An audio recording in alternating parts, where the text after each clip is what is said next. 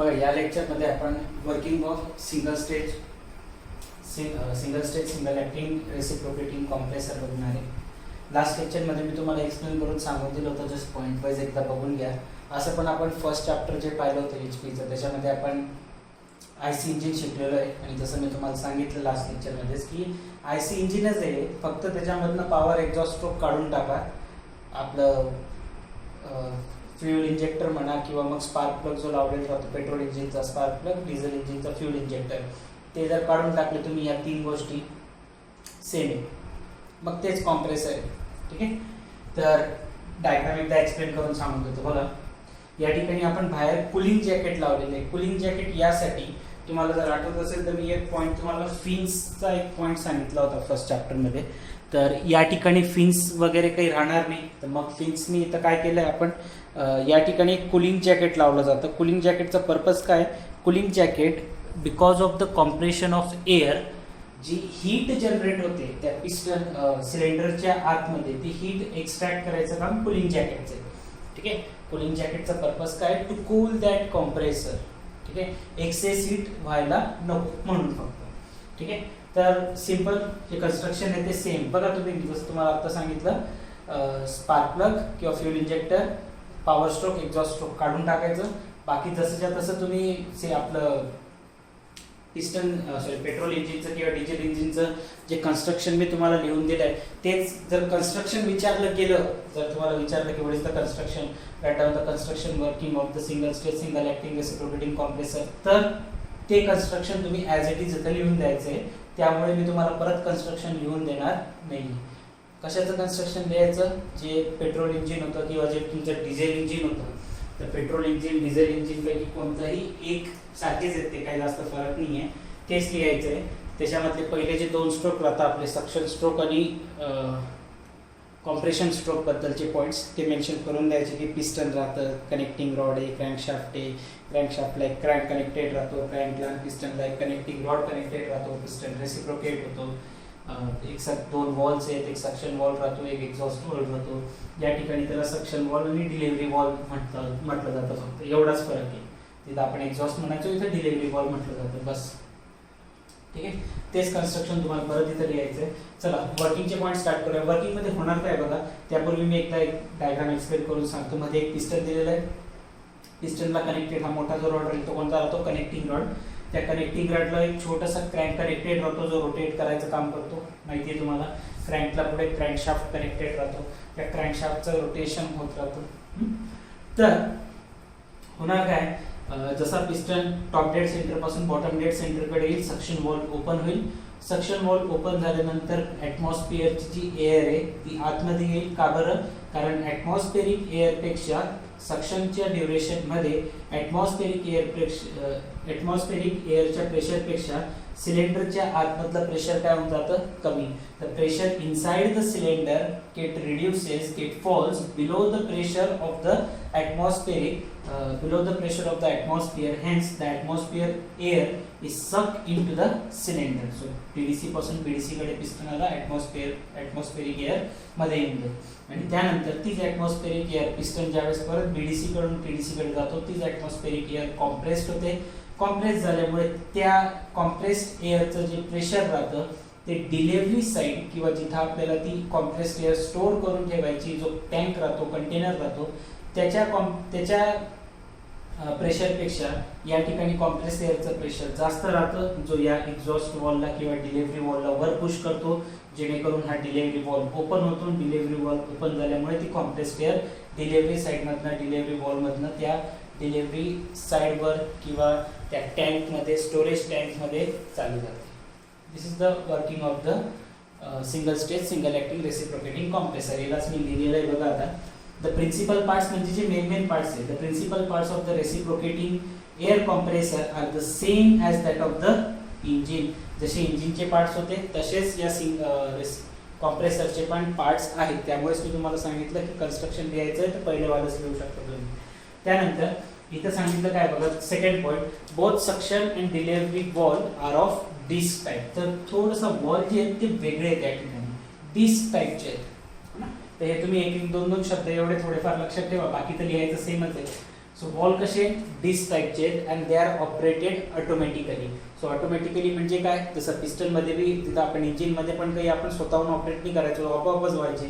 So suction आणि delivery wall दोन्ही कसे आहेत डिस्क टाईपचे आहेत आणि ते दोन्ही कसे ऑपरेट होतात, ऑटोमॅटिकली ऑपरेट होत असतात. Third point, they are open and close. मी आताच सांगितलं तुम्हाला ते ओपन कशामुळे होतं, because of the pressure difference between the cylinder, pressure difference of the air inside the cylinder and the air outside the cylinder किंवा air which is in a atmosphere. त्यांच्या pressure डिफरन्समुळे तो सक्शन वॉल्व ओपन होतो. ज्यावेळेस compress होतं तर pressure inside the cylinder जास्त होऊन जातं बाहेरच्या प्रेशरपेक्षा, म्हणून तो एक्झॉस्ट वॉल्व किंवा डिलेव्हरी वॉल्व ओपन होतो. तेच या ठिकाणी लिहिलं आहे, they are open and close by the difference between the air pressure acting on their two side. So या सिलेंडरच्या दोन्ही साईडला आतमध्ये आणि बाहेर जे प्रेशर डिफरन्स आहे त्या प्रेशर डिफरन्समुळे हे एअर ते जे वॉल्स आहेत दोन्ही वॉल, सक्शन वॉल म्हणा किंवा डिलेव्हरी वॉल म्हणा, ते दोन्ही वॉल त्या प्रेशर डिफरन्समुळे ओपन आणि क्लोज होत असतात and they are kept close. आता मग ते क्लोज कसे राहतात, they are kept close by the light spring. मी तुम्हाला मागच्या लेक्चरमध्ये सांगितलंय की त्या वॉल्सवर आहे ना स्ट्रिंग अटॅच राहतात जे त्या वॉलला प्रेस करून ठेवलेलं राहतं, होल्ड करून ठेवतात ते. ठीक आहे. त्यानंतर ड्युरिंग द डाउनवर्ड मोशन, बघा आता पहिला स्ट्रोक सांगतोय मी तुम्हाला सक्शन वाला. During the downward motion the piston during the downward motion of the piston, the pressure inside the cylinder wall falls below the atmospheric. Thus, the suction valve open and air enters into the cylinder. मी हे 2-3 वेळेस सांगून चुकलो आतापर्यंत. काय सांगितलं की during the suction stroke, during the downward motion of the piston downward motion होत आहे म्हणजे टॉप डेड सेंटर पासून ज्यावेळेस पिस्टन बीडीसी बॉटम डेड सेंटरकडे येत असतं त्यावेळेस बिकॉज ऑफ द सक्शन जे प्रेशर राहतं इनसाइड द सिलेंडर वॉल, या सिलेंडरच्या आतमधलं जे प्रेशर राहतं ते फॉल होऊन जातं, कमी होऊन जातं बिलो द ॲटमॉस्फेरिक प्रेशर. जे बाहेरचं प्रेशर राहतं त्यापेक्षा आतलं प्रेशर कमी होऊन जातं. दस ते सक्शन वॉल काय होऊन जातं, बघा आता सिंपल, इथून जर एअर एंटर करणार आहे तर आतमधलं प्रेशर कमी होऊन गेलं, आतमधलं प्रेशर कमी आहे, बाहेरचं प्रेशर जास्त आहे, बाहेरून येणाऱ्या एअरचं, तर ही एअर काय करेल त्या वॉलला खाली प्रेस करून देते आणि इथे काय होऊन जातं सक्शन होऊन जातं. त्यामुळे हा असा पण खाली ओढला जात राहतो. तर इथून जसा हा वॉल ज्या इन्स्टंटला हा वॉल इथून ओपन होऊन जातो, जसा म्हणजे हा खाली येतो वॉलमध्ये आणि त्या याच्यामध्ये अरे बाबा इथं गॅप क्रिएट होऊन जातो. असा एक सेकंड, इथं काय होणार आहे, हा वॉल जो आहे तो थोडासा खाली येऊन जातो या पद्धतीने, तर इथं गॅप क्रिएट होऊन जातो आणि इथून मग ती एअर ॲटमॉस्फेरिक एअर आतमध्ये येऊन जाते. ठीक आहे. नंतर याच्या पुढे काय लिहिणार आपण, ड्युरिंग द कॉम्प्रेशन स्ट्रोक, ज्यावेळेस पिस्टन बॉटम पासून वर जात असतो तर इथे जी एअर आलेली राहते ती एअर काय होते कॉम्प्रेस होऊन जाते आणि कॉम्प्रेस झाल्यामुळे जी एअर या ठिकाणी कॉम्प्रेस्ड एअर राहते त्या कॉम्प्रेस्ड एअरचं प्रेशर ऑफकोर्स सक्शन स्ट्रोक नंतर हा बंद होऊन जाईल. बरं, कोणाच्या डोक्यात जर असं असेल की ते चालूच राहील, नाही बंद होऊन जातो तो लगेच, वॉल तिथं आपण सांगितलं ना दे are kept close by the light spring है ना, त्यांना बंद करून ठेवण्याचं काम कोण करतं, त्या स्प्रिंग करत राहतात. स्प्रिंगमध्ये रिस्टोरिंग फोर्स राहतो, ऐकलं असेल तुम्ही. सो या स्प्रिंग नंतर हा स्प्रिंगमुळे जसाही हा वॉल तुमचा बंद झाला, इथली जी कॉम्प्रेस्ड एअर आहे ही एअर काय होणार आहे बेसिकली पिस्टनच्या मोशनमुळे कॉम्प्रेस होईल आणि ती कॉम्प्रेस्ड एअरचं जे प्रेशर आहे ते डिलेव्हरी साईडच्या प्रेशरपेक्षा काय होऊन जातं जास्त. जसंही ते प्रेशर जास्त होतं, आता इथं काय होणार आहे, मग आता इथलं आतमधलं प्रेशर जास्त आहे म्हटल्यावर ही कॉम्प्रेस्ड एअर फोर्स लावेल, प्रेशर लावेल कुणावर, या डिलेव्हरी वॉलवर, आणि तो डिलेव्हरी वॉल त्याच्यामुळे कुठं लिफ्ट होऊन जातो. जसं कुकरची सिटी आपली वर जाते ना, कुकरची सिटी का वर जाते, कारण कुकरच्या आतमधलं प्रेशर बाहेरच्या हवेच्या प्रेशरपेक्षा जास्त होऊन जातं. कुकरचं आतमधलं प्रेशर जसंही जास्त झालं ती सिटी वर येऊन जाते. वर झाल्यामुळे काय, वर आल्यामुळे काय होतं, तो तिथला वॉल ओपन होतो आणि त्या वॉलमधून ती सगळी जी स्टीम बाहेर येते, वाफ बाहेर येते. तसंच हे पण आहे. सो इथं पण जसं आतमधलं प्रेशर कमी झालं होतं तर सिटी म्हणतोय सर मी, ती वॉल खाली येऊन गेलं आणि वॉल खाली आल्यामुळे एअर एंटर केली. जसं आतमधलं प्रेशर वाढलं तर हा वॉल वरती ढकलला जाईल, इथं गॅप बनून जातो. जसं कुकरमध्ये होतं सेम तसं इथं या ठिकाणी वॉल ओपन होऊन जाईल आणि इथून ती कॉम्प्रेस्ड एअर त्या कंटेनरमध्ये, जिथं आपल्याला ती कॉम्प्रेस एअर स्टोअर करायची त्या कंटेनरमध्ये पाठवली जाते. ठीक आहे. ते दोन्ही पॉईंट लिहून देतो मी आणि याच्यानंतरचा याचा पॉईंट घेऊ आपण अपवर्ड मोशनचा. आणि अजून एक महत्त्वाचा पॉईंट, या ठिकाणी या क्रँकला रोटेट करण्यासाठी, क्रँकला रोटेट करावं लागेल ना, क्रँक रोटेट होईल, त्यामुळे कनेक्टिंग रॉड खेचला जाईल, कनेक्टिंग रॉड खेचला गेला म्हणून पिस्टन वर खाली होईल. क्लिअर आहे. तर या ठिकाणी याला वर खाली करण्यासाठी कोण काम करतं, तर बाहेरून मी जसं तुम्हाला सांगितलं होतं एखादं मोटर किंवा इंजिन कनेक्ट करावं लागतं, किंवा एकदम सोप्या भाषेत एक्सटर्नल एनर्जी सप्लाय द्यावा लागतो, किंवा एक्सटर्नल मूव्हर बी म्हटलं जातं त्याला. एक्सटर्नल इंजिन एक आपल्याला कनेक्ट करावं लागतं ना, किंवा एक्सटर्नल सोर्स एक कनेक्ट करावा लागतो, तुम्ही असं म्हणू शकता, जेणेकरून ते क्रँक रोटेट होईल. क्रँक सोबत कनेक्टिंग रॉड आणि कनेक्टिंग रॉड सोबत पिस्टन रेसिप्रोकेट होईल. पिस्टनच्या रेसिप्रोकेशनमुळे या ठिकाणी एअरचं कॉम्प्रेशन होणार आहे. सो आता आपण लास्ट 2 पॉईंट लिहू. एक पॉईंट डाऊन टू अपवर्ड मोशनचा, पिस्टनचं बीडीसी टू टीडीसी मोशनचा एक पॉईंट, आणि एक एक्सटर्नल सोर्स जे लागणारे आपल्याला for the motion of the piston. Okay okay बघा नेक्स्ट पॉइंट लिहून दिला आहे मी आता इथं. During the upward motion of the piston the air inside the cylinder compressed which increases the pressure than the receiver pressure, due to which the delivery valve open and the discharge take place from the cylinder to receiver. Explain केलंय मी तुम्हाला. Piston ज्यावेळेस bottom dead सेंटरकडून top dead सेंटरकडे जाईल, किंवा during the upward motion of the piston जी air राहते इनसाइड द पिस्टन ती कॉम्प्रेस होते. कॉम्प्रेस झाल्यामुळे त्याचा प्रेशर हे रिसिव्हर एंडला, या ठिकाणी जी टँक वगैरे लावली असेल आपण, याला रिसिव्हर एंड म्हणतोय आपण, या टँक या प्रेशरपेक्षा, रिसिव्हर एंडच्या प्रेशरपेक्षा या कॉम्प्रेस एअरचं प्रेशर जास्त राहतं. त्याच्यामुळे हा डिलिव्हरी वॉल्व आपल्या कुकरच्या सेफ्टीसारखा वर जाईल, ओपन होईल, आणि त्याच्यामधून ती कॉम्प्रेस एअर सगळी बाहेर जाणार आहे, आणि ती कशामध्ये स्टोअर होईल, रिसिव्हरमध्ये. तो रिसिव्हर काय राहणार आहे, तर रिसिव्हर एखादी क्लोज्ड वेसल राहील जी as a storage tank act करेल.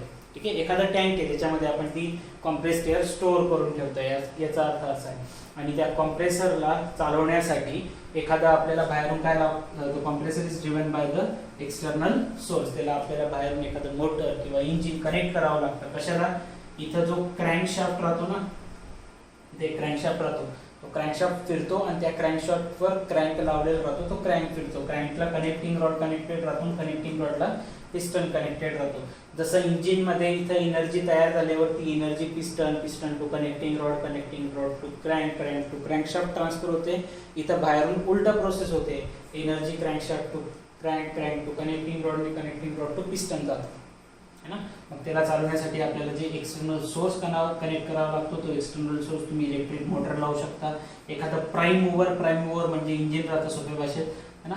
आणि त्या इलेक्ट्रिक मोटरला किंवा मूव्हरला काय करायचं गरज पडते, आता जर एखादी वस्तू गोल फिरवायची राहिली, तुम्हाला हे माहिती, तुम्ही आता ऑलमोस्ट इंजिनियर होण्यामध्ये, डिप्लोमा होण्यामध्ये तुमचा इंजिनियरने, तर तुम्हाला एवढं तर माहिती की एखादी वस्तू गोल फिरवायची राहिली की त्याला टॉर्क द्यावा लागतो. मग या ठिकाणी जर टॉर्क द्यावा लागत असेल तर सुरुवातीला टॉर्क कसा लागेल, जास्त लागेल, कारण एवढं मोठं पिस्टन वर खाली करायचं.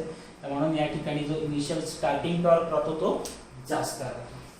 ठीक आहे, या ठिकाणी तुमचं हे working of the single stage reciprocating compressor संपलंय. बघा आता आपण स्टार्ट करूया इंडिकेटर डायग्राम मध्ये असं वेगळं काही नाही आहे, जस्ट आपण एक pressure versus volume curve single single acting reciprocating compressor साठी आपण एक pressure versus volume curve draw करतोय, पीव्ही कर्व ड्रॉ करतोय, आणि त्याला एक्सप्लेन करतोय आपण. त्याला इंडिकेटर डायग्राम असं म्हटलं गेलं आहे. बघा आता सगळ्यात पहिले काय झालं होतं, सक्शन स्ट्रोक होणार होतं. सो इथं दिसतंय तुम्हाला प्रोसेस 4 पासून तर 1 पर्यंत लाईन स्ट्रेट आहे. ग्राफ जर तुम्हाला रीड करता येत असेल तर तुम्हाला त्याच इन्स्टंटला समजलं असेल की या ठिकाणी प्रेशर चेंज होत नाहीये.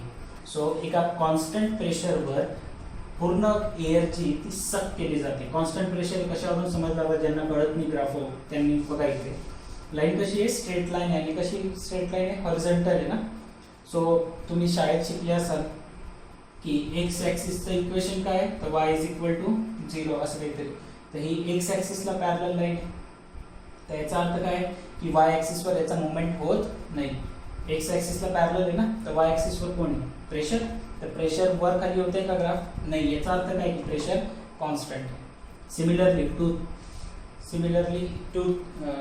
to 3 मध्ये कंडिशन कशी आहे, सिमिलरली 2 to 3 पण असंच असणार आहे की 2 to 3 मध्ये पण लाईन जी आहे ती स्ट्रेट लाईन दिसते, हॉरिझॉन्टल स्ट्रेट लाईन दिसते. आणि हॉरिझॉन्टल स्ट्रेट लाईन याचा अर्थ काय की त्या ठिकाणी प्रेशर कसं असणार आहे, कॉन्स्टंट असणार आहे ना, कारण लाईन कशी आहे, पॅरलल आहे एक्स ॲक्सिसला. ठीक आहे. बघा आता एक कर्व जो दिसतोय आपल्याला, म्हणजे इथून तर हे तर कळून गेलं की 4-1 suction stroke constant pressure, 2-3 constant pressure. जर तुम्ही पाहिलं तर 2-3 साठी नाव काय दिलं मी, डिलिव्हरी. तर या ठिकाणी सक्शन होतं, या ठिकाणी डिलिव्हरी होते. आणि जे कॉम्प्रेशनचा प्रोसेस आहे, सक्शन काय होतं बेसिकली, 3 तर स्टेज आहे, सक्शन, कॉम्प्रेस, डिलिव्हरी है ना. तर सक्शन एका ह्याच्यात होणार आहे, डिलिव्हरी एका ह्याच्यात होणार आहे. आणि हा जो कर्व दिसतोय तुम्हाला त्याला नाव दिलंय कॉम्प्रेशन कर्व. याचा अर्थ त्या 1 to 2 या प्रोसेसच्या दरम्यान त्या ठिकाणी एअरचं कॉम्प्रेशन होत असतं. ठीक आहे. चला बघा आता इंडिकेटर डायग्राम पॉइंट वाइज बघून घेऊ एकदा. So during a compression stroke, the air is drawn into the cylinder along the line 4-1 at a constant pressure P1, which is slightly below than the atmosphere. मला काही वाटत नाही तुम्हाला या गोष्टी जास्त काही एक्सप्लेन करायची गरज आहे आता, कारण मागच्या आपण वर्किंगमध्ये पूर्ण कन्सेप्ट पाहिलेला आहे की एक्झॅक्टली काम कसं होतं. फक्त आता आपण त्याला कर्ववर रिप्रेझेंट करतोय. सो कॉम्प्रेशन स्ट्रोक मध्ये होणार काय की एअर जी आहे ती आपलं इनलेट वॉल थ्रू सिलेंडरच्या आतमध्ये ड्रॉन केली जाईल. ड्रॉन म्हणजे सक करणं. एअर इज सक बी लिहू शकता तुम्ही, एअर इज सक इनटू द सिलेंडर. कोणत्या प्रोसेसमध्ये, अलॉंग द लाईन. लाईन आहे ना कोणती, 4 to 1 लाईन काय रिप्रेझेंट करते, मग एअरला सक केलं जातंय. ते पण कसं, एका कॉन्स्टंट प्रेशरवर. आणि या ठिकाणी पॉइंटवर प्रेशर किती, let's say P1. So P1 प्रेशरवर पूर्ण एअर जी ती सक केली जाते. आणि जे P1 प्रेशर राहील ते बिलो द राहील ॲटमॉस्फिअरिक प्रेशर पेक्षा. तर P1 is slightly below than the atmosphere लिहिलेलं आहे. ॲट पॉइंट 1 बघा आता पॉइंट 1 वर काय, पॉइंट 1 काय रिप्रेझेंट करतोय की पॉइंट 1 वर जो पिस्टन राहील तो सक्शन स्ट्रोक कंप्लीट केलेला राहील त्याने, आणि त्याचा कॉम्प्रेशन स्ट्रोक जस्ट स्टार्ट होणार राहील. तर मग इथं तेच दिलंय बघा, at point 1 the piston completed its suction stroke and it starts the compression stroke. So पहिला पॉइंट काय दिला की during the compression stroke air जी ती सक केली जाते, एअर ड्रॉन केली जाते, खेचली जाते कशामध्ये, सिलेंडरमध्ये. कोणती, आणि ती सक करण्याची जी प्रोसेस आहे ती ग्राफ मध्ये कोण दाखवतोय, द स्ट्रेट लाईन 4 to 1 ही जी स्ट्रेट लाईन आहे ती एअर सक करण्याची प्रोसेस डिनोट करते. आणि ती एअर जी सक केली जाते, ड्रॉन केली जाते, ती पण एका कॉन्स्टंट प्रेशरवर होते. जे प्रेशर किती आहे, P1. जे प्रेशर स्लाइटली कमी राहतं कोणापेक्षा, ॲटमॉस्फिअर प्रेशरपेक्षा. का कमी राहतं, तर मी तुम्हाला भरपूर वेळेस हे सांगून चुकलोय की जे फ्लुइड राहतं, फ्लुइड म्हणजे एअर किंवा गॅस किंवा लिक्विड म्हणा, ते हाय प्रेशरकडून लो प्रेशरकडे जातं. जर सिलेंडरच्या आतमधलं प्रेशर कमी असेल आणि बाहेरचं प्रेशर जास्त असेल, याचा अर्थ बाहेरून हवा आतमध्ये येणार आहे. म्हणून जे प्रेशर इनसाइड द सिलेंडर राहतं ते कमी करावं लागतं कोणापेक्षा, ॲटमॉस्फिअरच्या प्रेशरपेक्षा. आणि जसाही पॉइंट 1 रीच होतोय याचा अर्थ आपला सक्शन स्ट्रोक कंप्लीट झालेला आहे, पूर्ण सक्शन होऊन गेलं आहे एअरचं, आणि आता कॉम्प्रेशन स्ट्रोक स्टार्ट होणार आहे. मग पॉइंट 2 कॉम्प्रेशन स्ट्रोक इंडिकेट करतोय, तुम्हाला दिसतंय ॲट दिस टाइम. नाव कॉम्प्रेशन स्ट्रोकच्या ड्युरेशन मध्ये काय राहतं की वरचे जे दोन्ही वॉल्स राहतात, सक्शन वॉल आणि डिलिव्हरी वॉल, दोन्ही वॉल क्लोज राहतात. सो पहिलं इथं तेच दिलंय, at this time all the valves are close. The air inside the cylinder, देखो बघा व्यवस्थित, एअर इनसाइड द सिलेंडर जी राहते ते काय करणार आहे, आपण कॉम्प्रेस करणार आहे अलॉंग द कर्व 1 to 2. बघा इथं काय सांगितलं की हा तुमचा पिस्टन होता, सिलेंडर आहे, सॉरी सिलेंडर मध्ये या ठिकाणी 2 वॉल्स आहेत. एक राहील तुमचा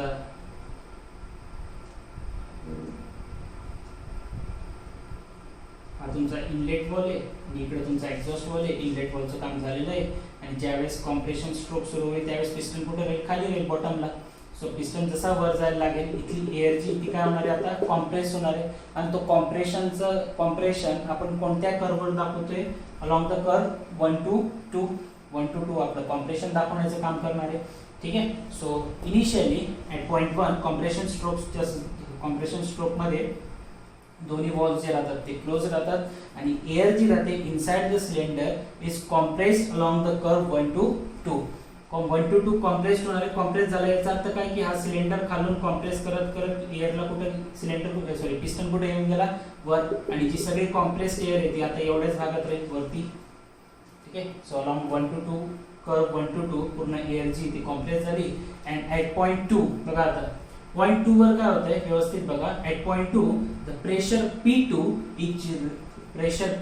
is reach a pressure which is slightly higher than the atmospheric pressure. पहिल्यांदा काय सांगितलं पहिल्या पॉइंट मध्ये की ज्यावेळेस सक करायचं होतं तेव्हा ऍटमॉस्फिअरच्या प्रेशरपेक्षा सिलेंडरच्या आतमधलं प्रेशर कमी करून टाकलं.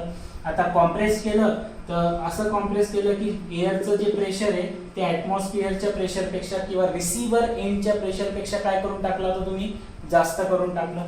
So at point 2 the pressure P2 is reach which is slightly higher than the receiver pressure. इथं लक्षात ठेवा काय लिहिणार आहे रिसिव्हर प्रेशर. ऍटमॉस्फेरिक प्रेशर पेक्षा जास्तच राहील ऑफकोर्स, पण रिसिव्हर प्रेशर लिहायचं आहे. ऍटमॉस्फेरिक प्रेशर आपण नाही लिहू शकत कारण असं तर आपण काही करणार नाही ना की हवेत सराउंडिंग पासून ऍटमॉस्फिअर मधून हवा घेतली, कॉम्प्रेस केली, सराउंडिंगला सोडून दिली. मग कॉम्प्रेस कशाला केली? ठीक आहे, त्या कॉम्प्रेस्ड एअरचं आपल्याला काहीतरी युटिलायझेशन करायचं म्हणून काय करणार आहे आपण ऍटमॉस्फिअरिक एअरपेक्षा सिलेंडरच्या आतमधलं प्रेशर कमी करणार जेणेकरून एअर पूर्ण सक होईल. ती प्रोसेस आपण दाखवणार आहे 4 to 1 मध्ये. तिथं कॉन्स्टंट प्रेशर राहील P1. जसाही P1 1 पॉइंट रीच होतो याचा अर्थ काय आपलं सक्शन स्ट्रोक कंप्लीट झालंय हे तुम्ही फर्स्ट पॉइंट मध्ये लिहिलं. सेकंड पॉइंट काय सांगतोय की ज्यावेळेस कॉम्प्रेशन स्ट्रोक सुरू होतो दोन्ही वॉल्स जे राहतात तुमचे सक्शन वॉल डिलिव्हरी वॉल दोन्ही क्लोज राहतात. जसं कॉम्प्रेशन होतं ते कॉम्प्रेशन जे होणार आहे ते आपण दाखवणार आहे अलॉंग द कर्व 1 to 2. आणि जसाही पॉइंट 2 रीच होतोय याचा अर्थ काय की जे सिलेंडरच्या आतमधली जी एअर आहे ती कॉम्प्रेस झालेली आणि त्या कॉम्प्रेस्ड एअरचं जे प्रेशर आहे ते रिसिव्हरच्या प्रेशरपेक्षा आता थोडंसं काय होऊन गेलंय स्लाइटली हायर आहे, जास्त आहे. ठीक आहे. सो ऍट दिस पॉइंट आता प्रेशर जास्त असल्यामुळे तुम्हाला माहिती आहे की प्रेशर जास्त असलं तर कुकरच्या सिट्टीसारखं डिलिव्हरी वॉल वरती जाईल आणि ती पूर्ण कॉम्प्रेस्ड एअर कुठे जाणार आहे रिसिव्हर मध्ये. ठीक आहे, तेच इथं लिहिलंय at this point the discharge valve open and the delivery of compressed air takes place. ठीक आहे, जे डिस्चार्ज वॉल्व आहे तो ओपन होतो आणि जे डिस्चार्ज वॉल्व ओपन होतो आपला आणि जी कॉम्प्रेस्ड एअर राहते ती पूर्ण डिस्चार्ज होऊन जाते रिसिव्हर मध्ये. ठीक ओके. आणि याच्या पुढे तुम्ही अजून काय लिहू शकता कॉम्प्रेस्ड एअर पूर्ण डिलिव्हर होऊन जाणार आहे. Delivery of compressed air takes place along आणि ती जी डिलिव्हरी ऑफ कॉम्प्रेस्ड एअर आहे ती आपण कोणत्या लाईनने दाखवतोय along the line 2-3 which is also at the constant pressure. ठीक आहे, काय लिहिलं आपण at this point discharge valve open and delivery of compressed air takes place लिहिलंय. आणि जे डिलिव्हरी ऑफ कॉम्प्रेस्ड एअर होणार आहे ती कशावर होणार आहे अलॉंग द लाईन 2-3 आणि ते सुद्धा कसं होणार आहे ॲट कॉन्स्टंट प्रेशर. प्रेशर किती कॉन्स्टंट प्रेशर डिलिव्हरीच्या ड्युरेशन मध्ये हे 2-3. तर इथं लिहून टाकू मी, तो पॉईंट लिहायला पूर्ण जागा नव्हती तर इथं मी सेपरेट पुढे कंटिन्यू करून देतो. कॉम्प्रेस्ड एअर टेक्स प्लेस आलेला आपण at this point discharge valve opens and delivery of compressed air takes place along the line. जे डिस्चार्ज होणार आहे ते कशावर दाखवतोय आपण अलॉंग द लाईन. कोणती लाईन आहे 2-3 which is also at constant pressure. Constant pressure किती समजा इथं P2 कॉन्स्टंट प्रेशर P2. ठीक आहे, नेक्स्ट पॉइंट काय लिहिणार मग नेक्स्ट पॉइंट काय लिहिणार आहे की आता 2 to 3 मध्ये डिस्चार्ज झालं पूर्ण जी कॉम्प्रेस्ड एअर होती ती चालली गेली. आता पिस्टन सिलेंडरच्या मध्ये काही राहिलंय का नाही, एअर चालली गेली. आता परत 3 to 4 मध्ये काय होईल परत पिस्टन जो आहे तो वरून खाली येणार आहे ना. पिस्टन जो आहे तो त्याच्या टॉप डेड सेंटर पासून कुठे येईल बॉटम डेड सेंटर कडे येईल आणि टॉप डेड सेंटर कडून बॉटम डेड सेंटर कडे येत असताना त्या पिस्टनच्या आतमधलं जे प्रेशर होतं कॉम्प्रेस्ड एअर तर सगळी चालली गेली, सगळं प्रेशर निघून गेलं. मग आता जसं पिस्टन खाली येईल परत काय होईल तिथं सक्शन क्रिएट होईल. याचा अर्थ काय की पिस्टनच्या डाऊनवर्ड मुवमेंटमुळे सिलेंडरच्या आतमधलं जे प्रेशर आहे ते परत फॉल होतं, कमी होतं कुठपर्यंत up to the pressure P1. ठीक आहे, because of the downward movement of the piston the pressure inside the cylinder gets fall up to the pressure P1. ठीक आहे, म्हणजे आपण भलेही असं तुम्ही लिहू शकता की that downward movement is shown by along the line 3-4. या 3-4 लाईनवर तुम्हाला दिसतंय की प्रेशर जे आहे ते सडनली एकदम फॉल होत आहे आणि सडनली प्रेशर फॉल होत आहे तर याचा अर्थ स्टेज कंप्लीट झाली. इथून परत तेच प्रोसेस पुढे काय होणार आहे रिपीट होणार आहे. परत ते एकदा 4 वर परत रिडक्शन होऊन गेलं की बाहेरचं प्रेशर जास्त, परत आतमध्ये सक्शन होईल, परत कॉम्प्रेशन होईल, परत एक डिलिव्हरी होईल, परत पिस्टन खाली येईल, परत तीच प्रोसेस रिपीट होईल. तर आपण हा लास्ट पॉईंट जो आहे तो आता लिहून घेऊ. बघा लास्ट पॉईंट तोच लिहिला मी आता इथे मागच्या ह्याच्यात होतो ना, along the line 2-3 at constant pressure P2. जे काही डिलिव्हरी होणार आहे ती 2-3 मध्ये होणार आहे along the constant pressure P2. नाव पिस्टन काय होणार आहे, जसं मी तुम्हाला सांगितलं की पिस्टन कुठे आहे, टॉपवर आहे, तिथून तो कुठे येईल, खाली. आणि जसा पिस्टन खाली येईल त्या सिलेंडरमध्ये सक्शन होईल, प्रेशर जे ते एकदम रिड्यूस होणार आहे. कुठपर्यंत रिड्यूस होत जाईल pressure, up to pressure P1. तेच इथे दिलं आहे बघा. तर piston is at the top of the cylinder and again start suction stroke and the pressure inside the cylinder will lower again to the value P1 and the cycle will be repeated. He cycle परत repeat होते. जर तुम्हाला PV डायग्रामच्या according single stage single acting reciprocating cylinder explain करायला विचारलं गेलं ते तुम्ही 3 पॉइंट लिहू शकता. याच्या पुढे अजून काय बघा की जर तुम्हाला लिहायचं असेल की the work required to perform a cycle or to complete the cycle. बघा आता एक सायकल कंप्लीट करण्यासाठी आपल्याला माहिती आहे की त्या क्रँकला फिरवावं लागतं आणि त्याच्यासाठी आपण मोटर लावणार आहे. मग ती मोटर काय करते बेसिकली किंवा इंजिन काय करतोय, वर्क करतोय ना. तर किती वर्क लागतंय त्याला ते आपण काढू शकतो. The work required to complete the cycle can be obtained by finding area under the curve. हा जो कर्व ड्रॉ केलेला आहे तुम्ही कोणता 4 1 2 3 3 4 या पूर्ण कर्वच्या अंडर जितका पण एरिया आहे तो जर काढला तुम्ही तर तुम्हाला काय भेटतं, टोटल वर्क. म्हणजे पूर्ण एरिया इकडचा हा पूर्ण पार्टचा एरिया जर काढला आपण तर आपल्याला भेटून जातं की ती पूर्ण प्रोसेस करायला वर्क किती लागलेले आहे. अलॉंग द कर्व 4 1 2 3 4 हा पूर्ण कर्व पूर्ण कर्वचा एरिया काढला तर आपल्याला वर्क डनची व्हॅल्यू माहित पडू शकते. ठीक आहे. आता यानंतर काय अजून एक कन्सेप्ट बघा की आता हा जो डिपेंड करणार आहे की किती वर्क लागणार आहे हे सगळं कोणावर डिपेंड करतं, तर हे सगळं डिपेंड करतं फक्त त्या कॉम्प्रेशन कर्ववर. कारण त्याच्या मागचं रिझन काय आहे, तर रिझन हे की जे प्रेशर आहे इकडचं हे प्रेशर ना, या ठिकाणी काय की प्रेशर कॉन्स्टंट आहे दोन्हीमध्ये, व्हॉल्यूम चेंज होत आहे ऑफकोर्स. तर सक्शनची तर व्हॅल्यू बदलणार नाही है ना. आता बघा थोडंसं इमॅजिन करा, एअर आहेच नाही सिलेंडरमध्ये सक्शनच्या ड्युरेशनमध्ये, पिस्टन वरती जाऊन बसलाय, पिस्टनला फक्त खाली यायचंय, ते तर काही बदलणार नाही. ज्यावेळेस डिलिव्हरी होत आहे ऑलरेडी कॉम्प्रेशनचं काम संपून गेलेलं आहे. आता फक्त काय ऑलरेडी बघा कॉम्प्रेशनचं काम संपून गेलंय, पिस्टनला काही मोशन करायची गरज आहे का, काहीच नाही. तो आपोआप इथल्या प्रेशरमुळे हा आपोआप वॉल ओपन होतो. आपण लिहिलं होतं वर्किंग मध्ये की that valves are operating automatically because of the air pressure. Valve open होऊन जातो, आपोआप चाललं जाईल ते बाहेर. सो जेवढं पण काम करावं लागतंय ते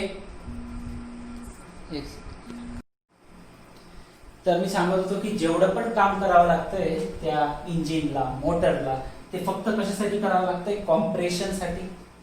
ठीक आहे. तर कॉम्प्रेशनसाठी जे काही काम करावं लागतंय ते कशामध्ये घेईल, during that compression curve 1 to 2. So या 1 to 2 कर्व मध्ये जेवढं वर्क होणार आहे ते महत्वाचं आहे. सो जे बेसिकली वर्क डन जो राहतो तो डिपेंड करतो की हा जो कॉम्प्रेशन कर्व आहे व्यवस्थित ऐकत चला. आता तो आयसोथर्मल कर्व आहे की आयसेंट्रोपिक कर्व आहे. आयसेंट्रोपिकला काय म्हटलं जातं, रिव्हर्सिबल आयडियाबॅटिक बी म्हटलं जातं. ठीक आहे. तर तुम्हाला जर माहिती असेल, मी तसं लास्ट चॅप्टर मध्ये बरंच एक्सप्लेन केलेलं आहे या प्रोसेसेस, थर्मोडायनामिक्सच्या प्रोसेस आहेत त्या. ऑफकोर्स कॉम्प्रेशन पण काय होतं, इट इज थर्मोडायनामिक प्रोसेस, कारण की कॉम्प्रेस होत आहे, प्रेशर वाढतंय, व्हॉल्यूम घटतंय, टेम्परेचर वाढतंय. So it is a thermodynamic process which is related with the pressure, volume and temperature.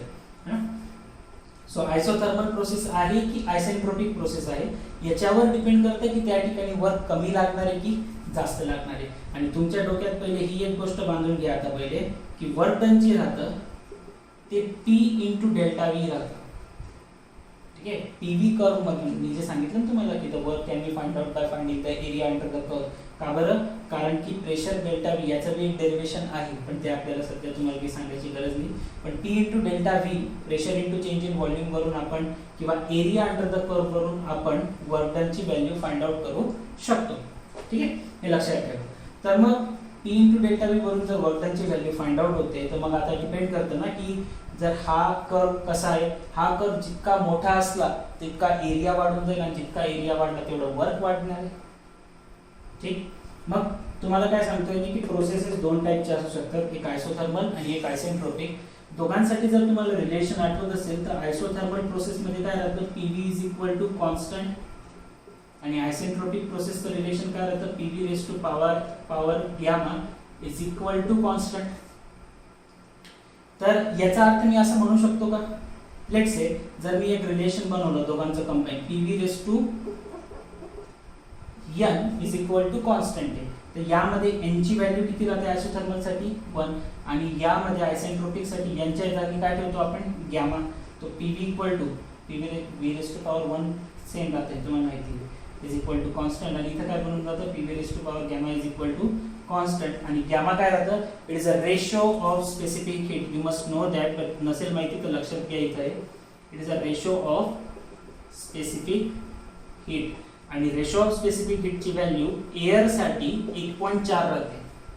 Ratio of specific हीटची जी व्हॅल्यू राहते एअर साठी ऍटलीस्ट किती राहते 1.4, आणि ऍटलीस्ट 1.4 आहे, म्हणजे यांची व्हॅल्यू काय 1.4 आहे आणि इथे यांची व्हॅल्यू काय 1 आहे.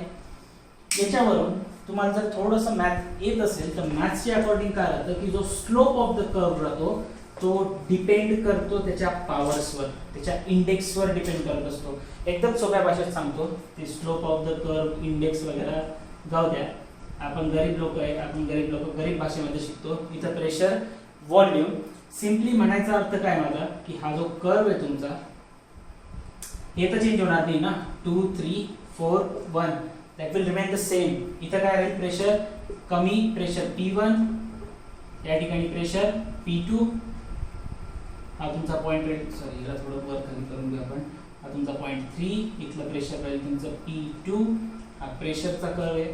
सगळा काही खेळ फक्त यांच्यामध्येच आहे. थोडं छोटं करून घे जरा, जास्त फ्लो मध्ये वर चाललं गेलं, ठीक आहे. हा एक कर्व आहे तुमचा.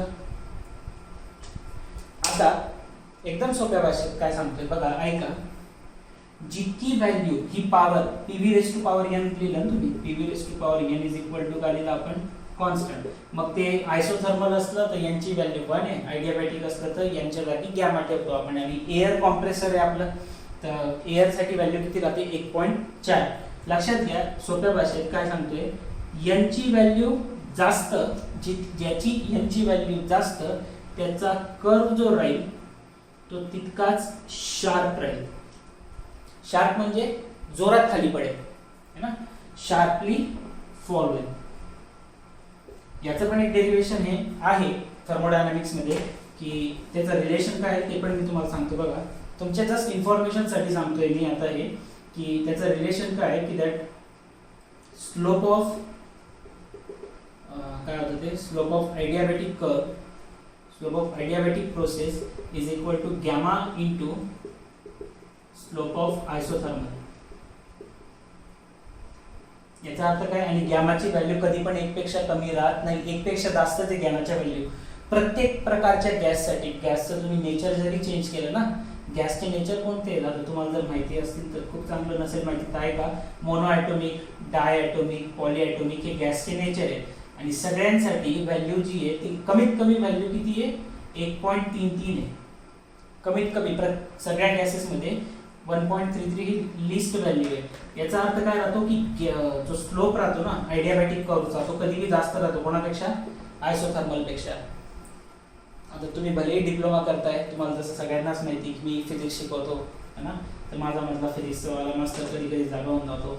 हा क्वेश्चन IITच्या एक्झाम मध्ये विचारला गेला होता, IIT JEE मला वाटतं काहीतरी 2012 का 13चा क्वेश्चन याच्यावर बेस्ड होता. हे जे मी तुम्हाला आता सांगतोय ना ते, याचा अर्थ असा समजू नका की तुम्ही IIT क्लिअर करून घेतली असती, एक कन्सेप्ट येतो फक्त. तर सांगण्याचा अर्थ काय की स्लोप ऑफ द कर्व, जितकी पॉवरची व्हॅल्यू, इंडेक्स व्हॅल्यू जेवढी जास्त राहील तेवढा कर्व शार्प राहतो. एकदम सोप्या भाषेत सांगितलं मी तुम्हाला. जसं हा एक कर्व आहे, लेट्स से दुसरा अजून एक कर्व ड्रॉ करून घेऊ आपण. जसं हा एक कर्व आहे समजा, आणि हा एक कर्व आहे, असे 3 कर्व ड्रॉ केले आपण. ठीक आहे. 3 वेगवेगळे कर्व ड्रॉ केले मी आणि त्याच पॉइंटमध्ये पण मला वाटतं अरे अच्छा एक मिनिट सर एक गडबड करून टाकली मी. गडबड ही केली की इथले वरचे पॉईंट्स चेंज होऊ शकतात, खालचा जो पॉईंट राहतो स्टार्टिंग पॉईंट हा सेम राहील ना. तुम्हाला बाउन्सर जात असेल कदाचित मी काय बडबड करतोय. तुमच्यासाठी सांगतो काय बघा, जसं मी तुम्हाला सांगितलं की सक्शन मध्ये काही फरक पडतोय का, काहीच घेणं देणं नाहीये. सक्शन सगळे कोणता बी तुम्ही आयडियाबॅटिक करा, आयसोथर्मल करा, अजून स्वतःची एखादी नवीन प्रोसेस काढून आणा, पण सगळ्यांचं सक्शन कुठे येऊन थांबणार आहे, पॉईंट 1 वर. मग इथून आता सक्शन नंतर काय होणार आहे, कॉम्प्रेशन होणार आहे आणि आपली जी मेन एनर्जी आहे, मेन वर्क जे ते कशामध्ये चाललंय, सगळं कॉम्प्रेशन मध्ये चाललंय. मग कॉम्प्रेशन जर मी जास्त केलं तर वेगळी कंडिशन येते. ठीक आहे, जास्त जर एअरला कॉम्प्रेस केलं तर ताकद बी जास्त लागेल, हे तुम्हाला माहिती आहे. सुरुवात तर इथूनच होणार ना सगळ्यांची, कोणता बी कर्व असू द्या, सुरुवात कुठून होईल त्याची, इथूनच होईल. ओके, याचा अर्थ समजतोय तुम्हाला. याचा अर्थ काय की याचा अर्थ हा आहे की व्हॉल्यूम सक्शनचं तिथं असल्यावर फिक्स असणार आहे, प्रेशर जो आहे तो फिक्स असणार आहे. आता या प्रोसेसेस थ्रू आपण काय करतोय, कॉम्प्रेशन कर्व, हे तुम्हाला माहिती आहे, याला काय म्हणतो आपण, कॉम्प्रेशन कर्व आहे ते. लक्ष द्या, मी तुम्हाला आता काय सांगितलं, गॅमाची व्हॅल्यू ज्याची जास्त किंवा यांची व्हॅल्यू ज्याची जास्त तो कर्व तेवढा जास्त शार्पली फॉल होईल. या तिघांमध्ये सगळ्यात जास्त जोरात कोण पडतोय, आता तुम्हाला जर हे कळत नसेल की सगळ्यात जास्त जोरात कोण पडतोय, तर तुम्ही कधी ना कधी वॉटर पार्क मध्ये तर आतापर्यंत सगळेच जण जाऊन आले असाल. जर वॉटर पार्क मध्ये समजा एखादा चुकून नाही गेलेला आहे, त्याने गार्डन मध्ये आपली ते काय म्हणतात ते स्लाइड्स वगैरे तर खेळले असतील ना, एकदम आपण आपल्या मराठी भाषेत काय म्हणतो त्याला, घसरगुंडी. आमच्या इथं तरी तेच म्हणायचे, तुमच्या भागामध्ये काही वेगळं म्हणत असतील तर मला माहित नाही. कोणत्या याच्यावर जास्त भीती वाटते, कोणत्या स्लाइडवर बसायला तुम्हाला जास्त भीती वाटणार आहे. समजा ही एक स्लाइड आहे, याच्यावर भीती वाटणार आहे की ही अशी आहे की याच्यावर भीती वाटेल की समजा हे इथं पायऱ्या आहेत तुम्हाला चढायला आहे, याच्यावर तुम्हाला इथं बसून खाली यायचं आहे, याच्यावर बसून खाली यायचं आहे, आणि एक अशी आहे याच्यावर बसून खाली यायचं आहे. कोणती कर्व सगळ्यात जास्त शार्प आहे, 3rd नंबरचा आहे ना. याचा अर्थ काय की जोरात जो पडतो तो शार्प कर्व राहतो, जास्त जोरात जो खाली येतो तो शार्प कर्व आहे. बघा थोडंसं डिस्टर्बन्स येऊन गेलं पण मध्ये. मी तुम्हाला सांगत होतो की यामध्ये सगळ्यात शार्प कर्व कोणता आहे. मी तुम्हाला जसं ते आपलं स्लाइडचं एक्झाम्पल सांगितलं, जी सगळ्यात जास्त स्लाइड शार्पली खाली येते त्याच्यावर आपल्याला भीती वाटते. म्हणजे काय, तो सगळ्यात जास्त शार्पली फॉल होतोय ना, ती स्लाइड सगळ्यात जास्त शार्प फॉल होते. तर इथं जर मी तुम्हाला सोडून दिलं या 3 जागेंवर, कोणत्या याच्यावरून या सगळ्यात जास्त भीती वाटेल, हा पहिला, कारण तो सरळ दिसतोय ऑलमोस्ट. मग जसं मी तुम्हाला सांगत होतो की इक्वेशन काय, PV equal to n equal to constant, आणि आयसोथर्मल साठी यांची व्हॅल्यू काय 1, आणि आयसेंट्रोपिक मध्ये एअर साठी गॅमाची व्हॅल्यू काय 1.4. एन इज इक्वल टू काय राहतं, इथं गॅमा राहतं ना, कोणाची व्हॅल्यू जास्त आहे यांची, PV इक्वल टू काय होतं इथं कॉन्स्टंट, आणि इथं काय होतं PV raise to 1.4 is equal to constant. कोणाची व्हॅल्यू जास्त आहे याची. मग मी तुम्हाला तेच सांगत होतो की ज्याची यांची व्हॅल्यू जास्त तो तेवढा जास्त शार्प राहील ना, ज्याची यांची व्हॅल्यू हायर राहील तो तेवढा शार्पली फॉल होईल. मग पहिला सगळ्यात जास्त शार्प फॉल कोणाचा आहे, हा 1 to 2 डॅश जो कर्व आहे त्याचा सगळ्यात जास्त शार्प फॉल आहे. याचा अर्थ हा कोणता राहील तुमचा, isentropic. This curve is your isentropic curve, ज्याची व्हॅल्यू काय येणार आहे, PV raise to power gamma equal to काय लिहू शकता तुम्ही, कॉन्स्टंट. हा जो 1 ते 2 नंबरचा हा काय तुमचा ऍक्च्युअल कर्व आहे, ज्याचं इक्वेशन काय राहील, PV raise to n is equal to constant. आणि हा जो 3 नंबरचा आहे हा कोणता राहील, this will be your isothermal curve, ज्याच्यामध्ये PV इक्वल टू काय राहतं, कॉन्स्टंट. आता बघा तुम्हाला जर ह्याच्यामध्ये कन्फ्युजन असेल तर काय कसं लिहिलं मी, कारण जो सगळ्यात शार्प फॉल झाला त्याची एनची व्हॅल्यू तेवढीच काय असणार आहे, जास्त असणार आहे. हे लक्षात ठेवा, जो सगळ्यात जास्त जोरात खाली येईल त्याची यांची व्हॅल्यू तितकी जास्त. सगळ्यात जास्त आता सध्या तिघांमध्ये सगळ्यात जास्त व्हॅल्यू कोणाची, यांची 1.4. आयसोथर्मल साठी किती होती 1, आणि जसं मी तुम्हाला सांगितलं की यांची व्हॅल्यू ही ग्रेटर दॅन इक्वल टू 1 राहते. याचा अर्थ काय, कमीत कमी किती राहू शकते, 1. याचा अर्थ सगळ्यात जास्त कमी स्लोप वाला कर्व जो राहतो तो कोणता असणार आहे, आयसोथर्मल असणार आहे. ही गॅमाची व्हॅल्यू फक्त आपली याच्यासाठी आहे, एअर साठी. जर गॅस बदलला तर गॅमाची व्हॅल्यू बदलून जाते. गॅसचे नेचर आहेत ना, मोनोॲटॉमिक, डायॲटॉमिक, पॉलीॲटॉमिक, त्यांच्यानुसार गॅमाची व्हॅल्यू चेंज होते. हे जस्ट एक इन्फॉर्मेशनसाठी तुमच्या. पण हे लक्षात ठेवा की यांची व्हॅल्यू जी आहे ती 1 पेक्षा कधी पण जास्त किंवा कमीत कमी किती राहू शकते, 1 राहू शकते. ती सुद्धा कोणासाठी राहील, फक्त आयसोथर्मलसाठी. ठीक आहे. मग आता यानंतर याच्यामध्ये आपण फाइंड आउट करू शकतो की कोणता कर्व जो आहे आपला त्याच्यामध्ये आपल्याला वर्क जास्त लागतंय. बरं, आपलं सगळं गाडं कुठं येऊन अडकलं होतं, वर्कवर. कोणावर वर्क जास्त लागतंय, कोणती प्रोसेस केल्यावर वर्क जास्त लागतंय. आता तुम्हाला हे माहिती आहे की हे 4 to 1 झालं किंवा हे 2 to 3 प्रोसेस झाल्या. 4 to 1 मध्ये काय, पिस्टन वर जाऊन बसलाय, तो खाली येणार आहे फक्त. 2 to 3 मध्ये काय की पिस्टन ऑलरेडी वर आहे, तो फक्त डिलिव्हरी वॉल्व मधून गॅसला बाहेर काढणार आहे. तिथं काही आपल्याला वर्कची गरज पडत नाहीये. सगळं जे वर्क लागतंय मेन ते या कॉम्प्रेशन कर्व मध्ये लागतंय. कॉम्प्रेशन कर्व 3 काढून दिले मी तुम्हाला. 2 डबल डॅश, याला 2 आणि याला 2 डॅश नाव देऊन दिलं आपण.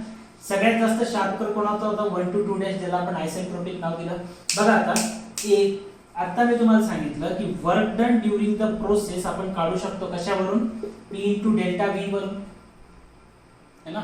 आणि P into डेल्टा V लाच आपण काय लिहिलंय, एरिया अंडर द कर्व, की त्या कर्वच्या अंडर जितका एरिया आहे तोच तुमचा काय राहतो, वर्क राहतो.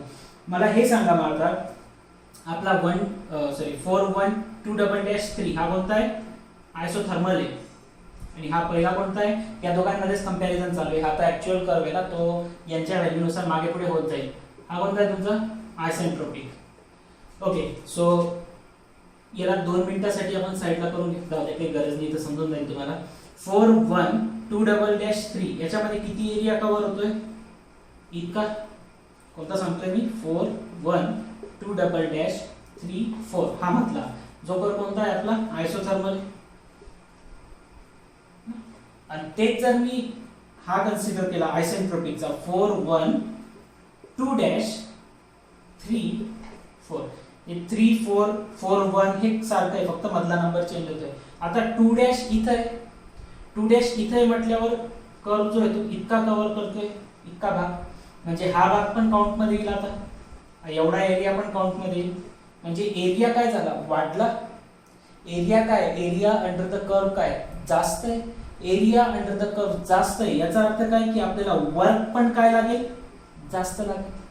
मग आपल्यासाठी कोणती प्रोसेस चांगली आहे, आपल्यासाठी आयसोथर्मल प्रोसेस चांगली आहे. कारण त्यामध्ये आपल्याला त्या पिस्टनला, त्या क्रँकला कमी वर्क द्यावं लागतंय. आयडियाबॅटिक प्रोसेस जर झाली, आयडियाबॅटिक म्हणजेच तुमची आयसेंट्रोपिक प्रोसेस जर झाली, आयडियाबॅटिकलाच आयसेंट्रोपिक म्हणतात, हे मी तुम्हाला फर्स्ट चॅप्टर मध्ये भरपूर वेळ सांगितलंय. आयसेंट्रोपिक किंवा आयडियाबॅटिक प्रोसेस जर झाली तर आपल्याला वर्क काय द्यावं लागतंय, थोडं शिल्लक द्यावं लागतंय, जास्त द्यावं लागतंय, जे की आपल्यासाठी चांगलं नाही.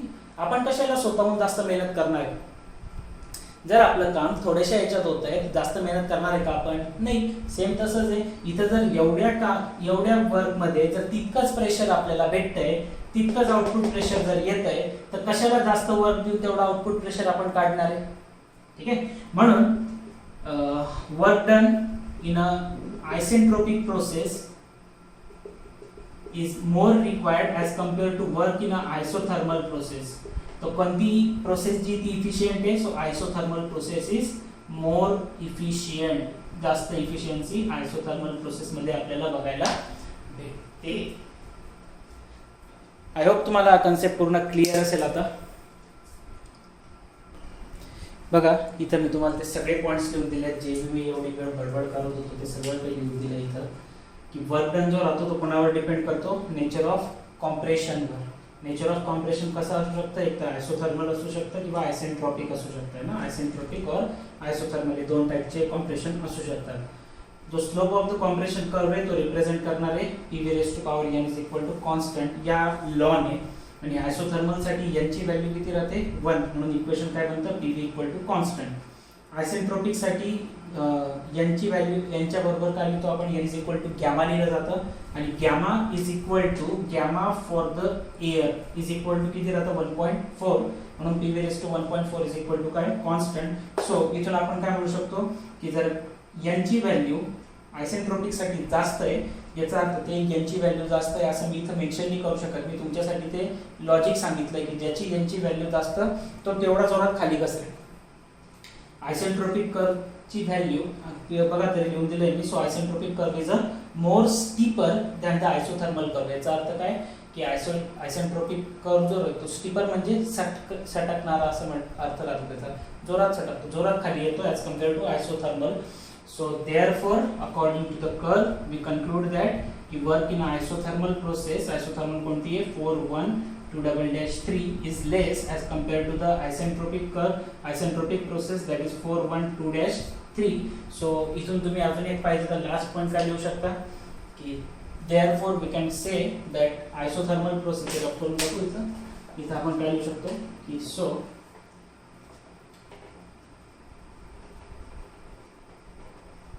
isothermal process is more efficient than isentropic process as